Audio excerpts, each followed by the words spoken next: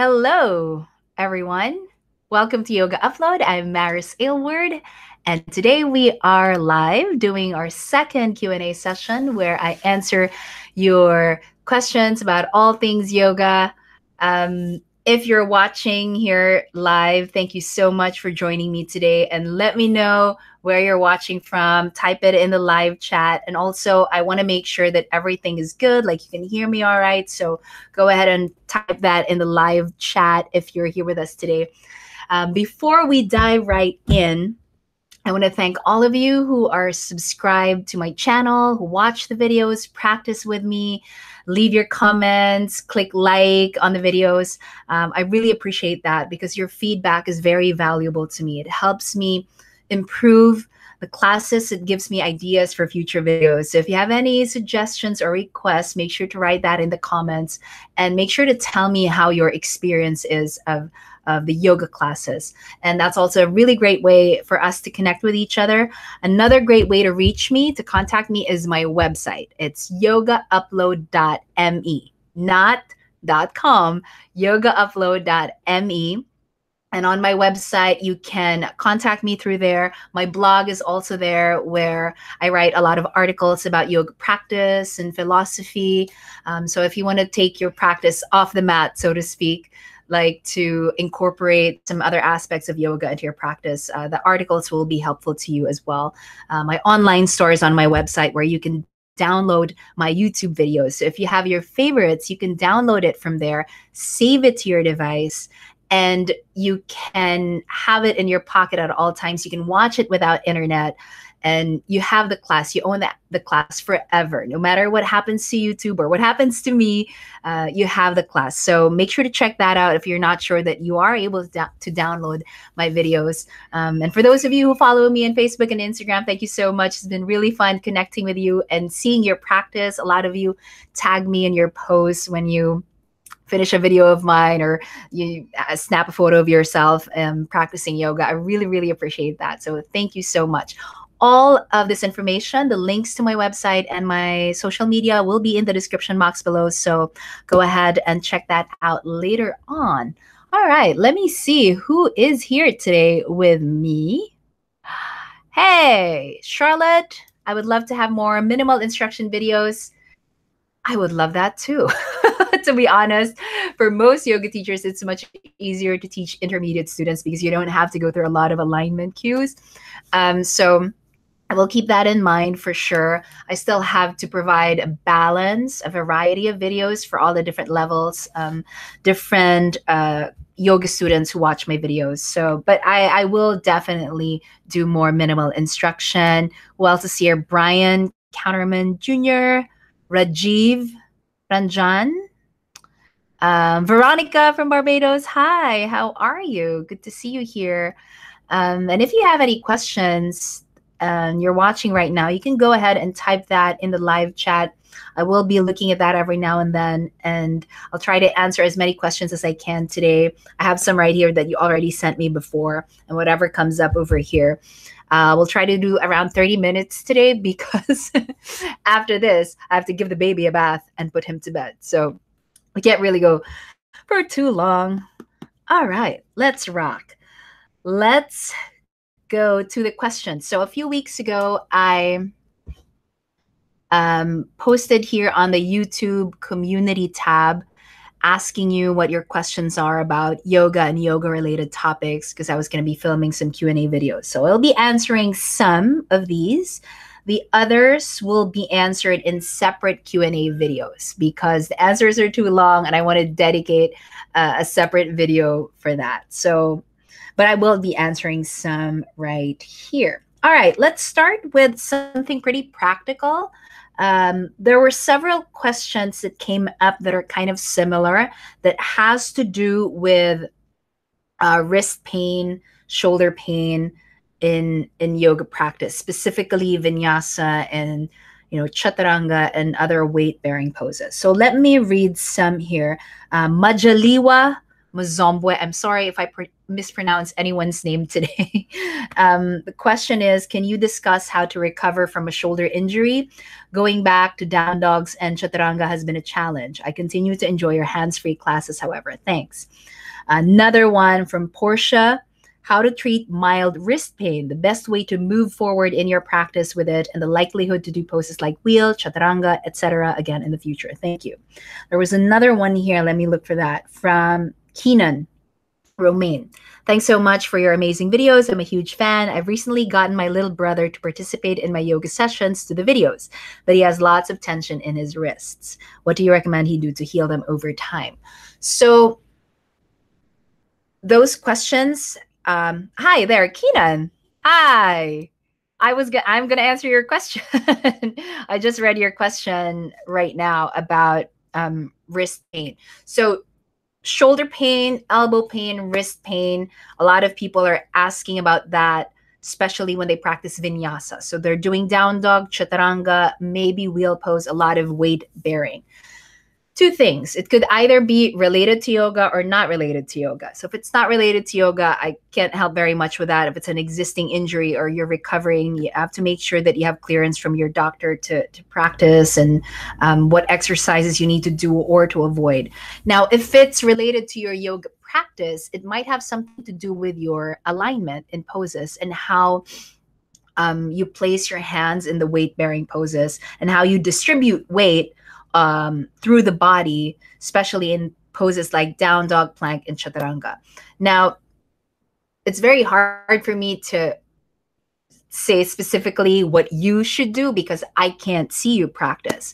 I do have a tutorial series on how to do the entire vinyasa sequence properly. It's 6 videos. We break the vinyasa sequence down: downward facing dog, plank, lowering down to chaturanga, how to come up to cobra and upward facing dog, and how to come back to downward facing dog, you know, that whole sequence. And there I talk about how to place your hands, the movement of your shoulders, putting weight on your legs. You have to make your legs work so you're not dumping all your weight on your upper body. You want to ease some pressure and some tension off those wrists and off those shoulders. So I talk about all of that in detail in those videos. So after this, I'm going to type up the links to those videos in the description box below. Make sure to check that if you haven't seen that. Those videos, those tutorials have been helpful to a lot of people. They've told me. So I hope that helps. Just make sure you're not dumping all your weight. So think about your downward facing dog. A lot of people get so exhausted in the upper body because all the weight is on the arms. The legs need to work. So you need to put more weight in the feet and the legs. If you need to bend your knees, that's okay. Spread the fingers really wide. Press down on the finger pads. This is all in the tutorial, but I'm just giving you kind of a quick lowdown here. And it's all, I detail that and what to do with your palms, how to cup the palms, and how to rotate the shoulders and all of that. So make sure that your alignment is good. Watch the tutorial videos, practice them a few times. Now, if you are recovering from an injury or if the pain is sharp in your joints, maybe you shouldn't be doing certain poses. So make sure that you are actually healthy enough to do weight-bearing poses before you do that, especially if you're recovering. You don't want to delay your progress when you're recovering from an injury. So if you feel like if you have gotten clearance from your doctor, take it easy, take it step by step. Chaturanga, you don't have to do the full version. Bring your knees down if you're easing back into it. Knees down, chaturanga. Practice with that first. So you don't have to go, the whole thing right away. Just take it easy. All right, let me look at some people here. Maki Soul, you asked the question about diet. Maki Soul, hello, Maris from Macedonia. Hi, and I will be answering that. That's a topic I'm passionate about, first of all, the diet and nutrition plan. And so I'm making separate videos for those. I did do a vlog a few months ago about yoga philosophy's connection to diet, whether it's vegan, vegetarian, or meat eating. What does yoga philosophy have to say on that? So let me link that in the description too if you haven't seen that, Maki Soul. All right, Michael Lynch. I'm a yoga teacher myself, and I absolutely love your classes. You have become my go-to at home. Would love some more tonight classes, more yin. Sorry. Yin. Okay. You know, I love yin. I love yin. My husband Dave, he goes to yin yoga class every Friday at one of the studios where I teach. I don't teach the yin, it's someone else, but he goes there every time. And whenever I can join him, I do. We both love it. I went to a yin yoga teacher training last year. Um, I just haven't been able to film a lot of yin yoga videos. I don't know why, and I'm sorry. And I really should do more of that. So thank you for reminding me to do more yin, because I also need it and I should film a lot. Sugar and Spice by Joyce. Hi, cuz. Oh my God, it's my cousin from the Philippines. Hi, I love you. Thanks for joining. If you have a question, cousin, you can go ahead and tell me. All right, Keenan. Hi, Maris. What are you most excited for with Yoga Upload in 2018? Ooh, gosh. Wow, that is, thank you for asking that, because at the beginning of each year, I'm always looking back at the year that happened, and making some plans and setting some goals for 2018. Obviously I want to continue YouTube channel, keep making the videos, and I want to start filming exclusive yoga classes. I'll still do my free YouTube videos, my free yoga videos on YouTube, but I also want to make something else that's going to be on my website, that will just have better production value, maybe have a team for that. And another thing that I'm excited about is I'm really starting to explore the possibility of having a team in the future, meaning someone to help me with all of the other aspects of producing videos that it's not really my strength. I'm a one-woman show. I don't have a videographer, editor. I don't have anyone helping me. I'm the one who does everything. I don't have a sound engineer. So possibly getting some help, making the videos better. And that gives me more freedom, more time and energy to do what I do best, which is to create the class, to teach the class. So I'm excited about that. And another thing, which I'm actually not telling people yet, but I guess I'm going to say it right now. I mentioned earlier, I'm really passionate about diet and nutrition and healthy eating. And for the last 2 years, I've been playing around with the idea of getting my nutrition coach certification. And so I'm thinking of doing that and finding a way to somehow integrate that into Yoga Upload, because they're not really unrelated. Yoga and healthy living, healthy eating, they're very much connected. So if I could do that 2018, or at least start that process, that would be great. Thanks, Keenan. All right. Yeah, Keenan, that's great help. Thank you. Look at the videos. Look at the tutorial videos for the vinyasa. All right. Jim Clark. I really like your info on diet for TOBS.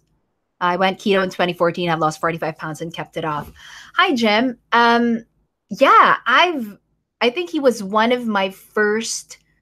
Gary Taub's work was one of the first books that I've come across that was a complete paradigm shift for me.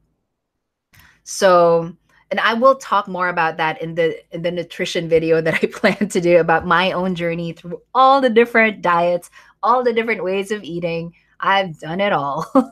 So that was huge for me, Gary Taubes. And then after that, I started exploring a lot of other authors, so that are in that space. So you probably know who they are.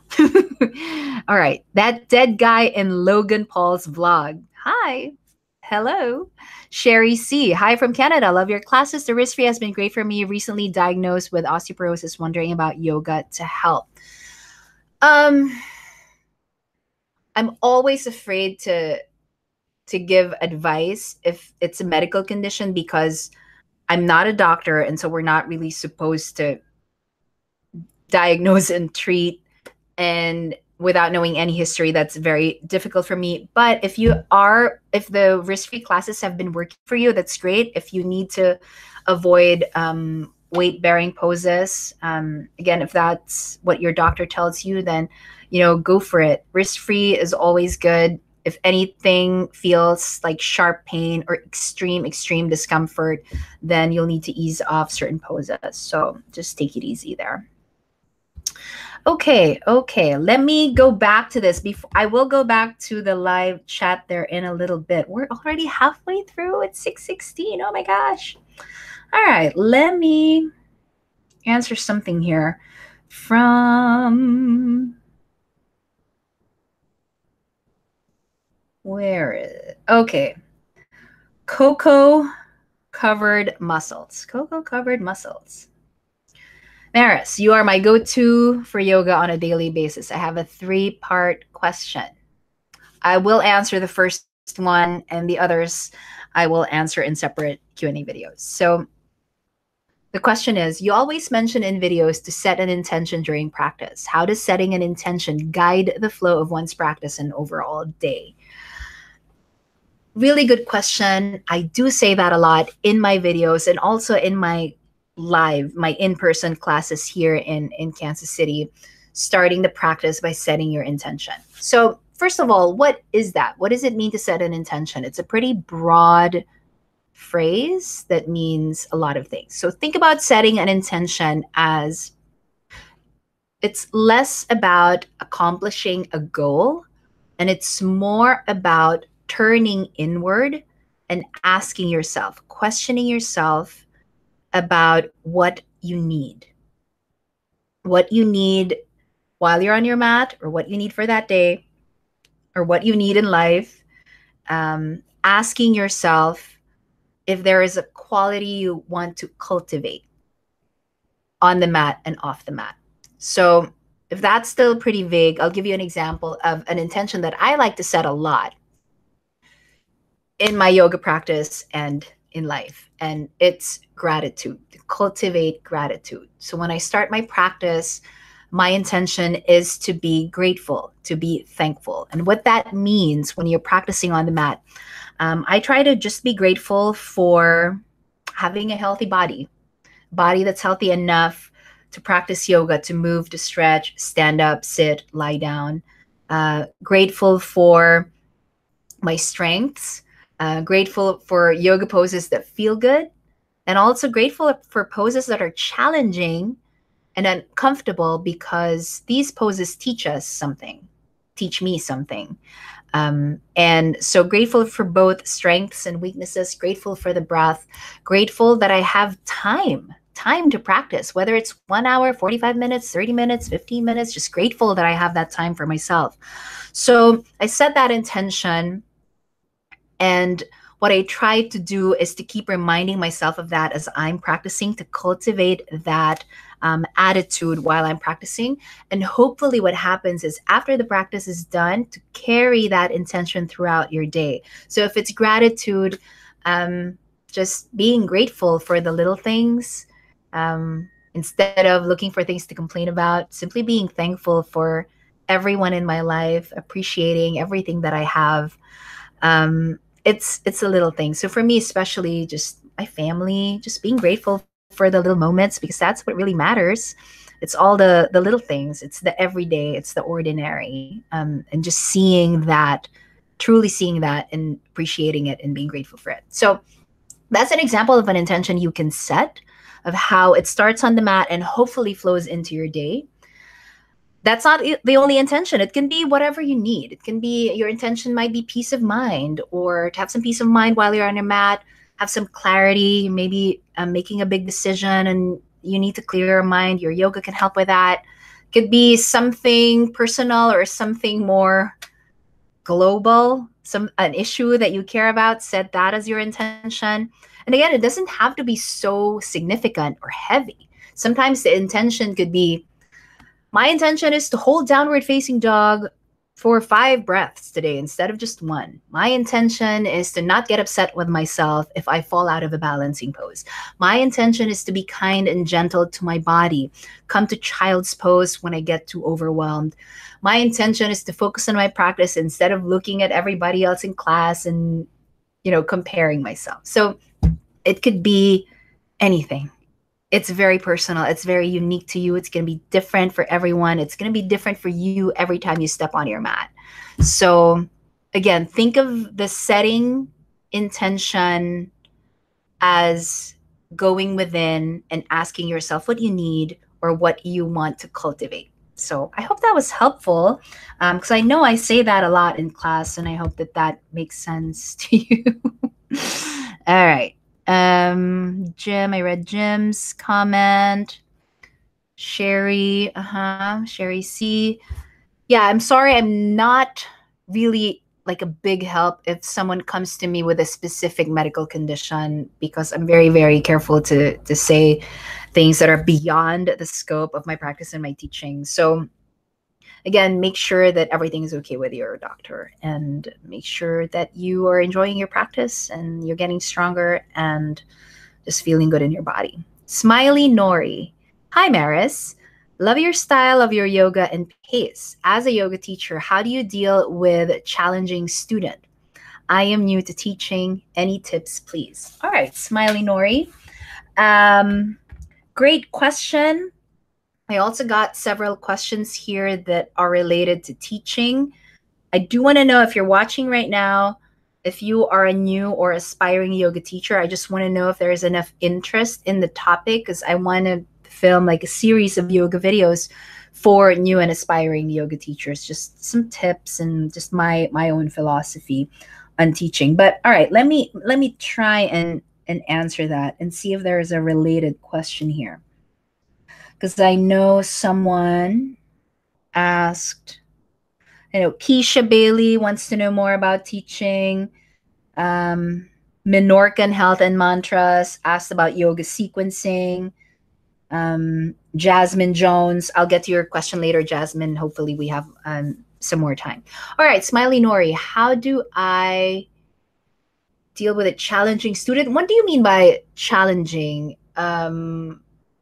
Like they are beginners and are struggling with the physical practice, or is it more of a difficult attitude in class? All right, well, I'll try to answer some of that.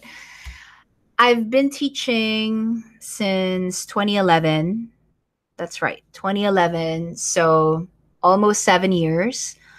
And I've taught thousands of classes in person. And then I have my 100 or so yoga videos. So in person, you encounter a lot of different kinds of students, a lot of different types of bodies, different levels of experience, different conditions they're dealing with, people in different moods.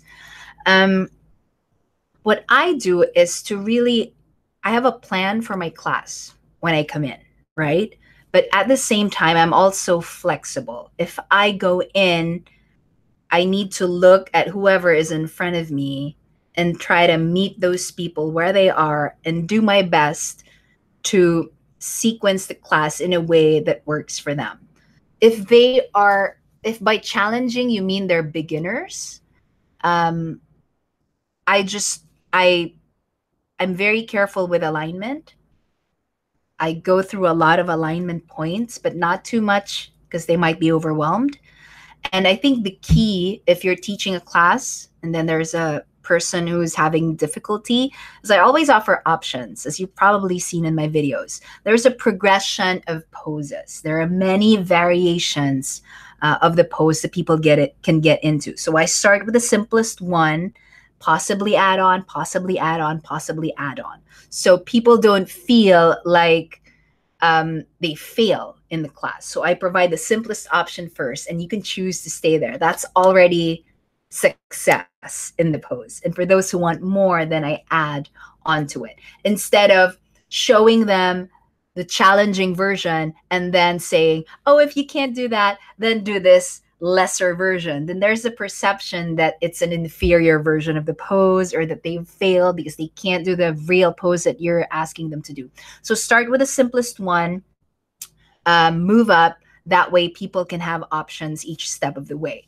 Now, if challenging student, if you mean someone has an attitude, that's rarely happened. I can't even remember that would usually manifest either before or after the class when you're talking to them. But during class, I haven't really had much of that. There was just probably one time where I teach at this hot yoga studio in the city. And so there's a hot yoga sequence that's fixed, like it's the same poses every time. And then there's a hot flow where it's vinyasa style, and the teacher can teach whatever sequence they want. And so I was teaching the hot flow, and this guy came in, and I know him. He's been in my classes before, and he thought it was the fixed hot sequence, and he just did the thing. I was teaching the class, and he was just doing his own thing because he wanted to do the fixed sequence, as he's already memorized it. And you know, I just ignored it. I just ignored it, and focus on the people who do need your help and who are there to follow you. He eventually left, by the way. But you know, even the owner was like, that's not your fault. He's just really difficult. So if someone is struggling, then, you know, it's our job to help them. But if someone is just being mean and difficult, that may not be about you. Might just be about them. So focus on the people that you can help. I hope that was helpful. All right. Anyone else? Any other questions for today? So I'm not seeing anything new, I think, in the chat. If I missed something, you can type it in again. We got a few more minutes left, so just let me see if I can answer some more. Jasmine Jones asked, I'm interested in becoming a certified yoga instructor. Could you give any advice on what to expect testing to be like? All right, real quick.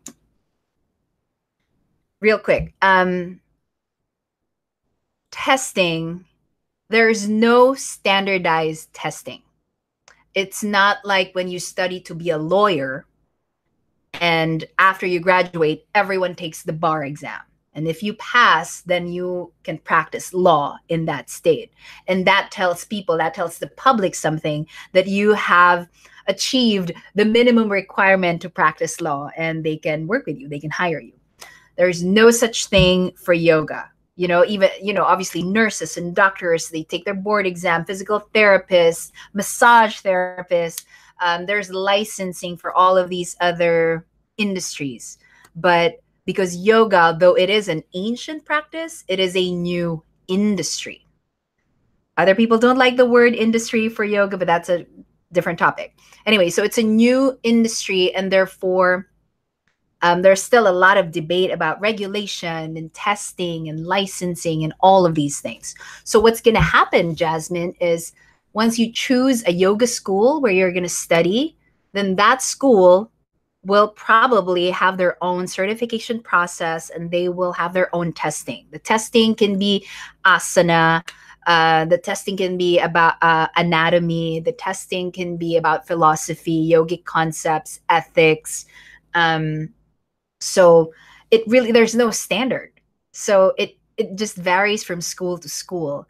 And, you know, in a way, that's something I don't like about what's happening in yoga right now, although I'll talk about this another time, is that there's really no way to check the quality of a school unless you know the teachers and you've studied with them and you've practiced with them and you know you like their style, then you study there. But there's really no way to know, which gives me an idea for a video just to talk about like the yoga industry and the yoga teaching certification process. You know, how do I make sure yoga teachers are qualified? It's so muddy right now. So with testing, it depends on the school you go to. Do you have a school you have already chosen? So you can ask them directly how their teaching is like, how their testing is like. Jim Clark, you seem to be a natural at teaching. Do you have a teaching background? I do. I was a high school teacher for a few years when I was still in the Philippines. I have corporate training experience. I was a corporate trainer for many years as well. And I have I have an acting background. So I was a professional actress in the Philippines for many, many years in TV and film and theater. And I was working with a group also of friends and colleagues, and we did workshops for people where we taught people presentation skills using theater workshop style, customer service. So I was doing all of that. So I was doing workshops, I was doing corporate training, I was a high school teacher, and I think the performance arts background helps a lot too with public speaking and teaching in general. So, aha, Jim Clark. Yeah, I am. And I love teaching. And I talked about this in a previous video for people who are thinking about becoming yoga teachers. My video was about 3 issues to consider before training to become a teacher. And one of them is, do you like to teach? Do you think you'll be good at teaching? Are you willing to learn the skills to become a good teacher? Because just because you love something like yoga or you're good at practicing yoga, doesn't mean you will like teaching it or you will be good at teaching it. It's an entirely different thing, and that is a very different skill, but it can be developed. Jim Clark, it has served you well as you are the best instructor, so thank you. Thank you so much for saying that. All right, on that note, I think I've answered several questions from the things you sent me. Some of these are really awesome questions, and I want to do separate videos on them, especially this question from Nidra Hines. How has practicing yoga transformed your life? Wow, that is like a long Q&A video that I will film sometime in the next few weeks. And Maki Soul's question about the diet and nutrition plan, I will definitely do that. If you haven't seen my vegetarian vegan video, I will write that in the description box as well. So you can check that out. All right, time is up. Hubby and baby are saying time is up. I gotta give this baby a bath. Oh my God, look at you. You got food all over your face and your shirt. We're gonna say bye-bye to them, okay? You wanna say bye-bye? You say bye-bye? Bye-bye. Mommy is done. We gotta say bye-bye to the people. Yes? You say bye-bye. Bye-bye. Bye-bye. Kieran says bye-bye. We are gonna take a bath and get ready for bed.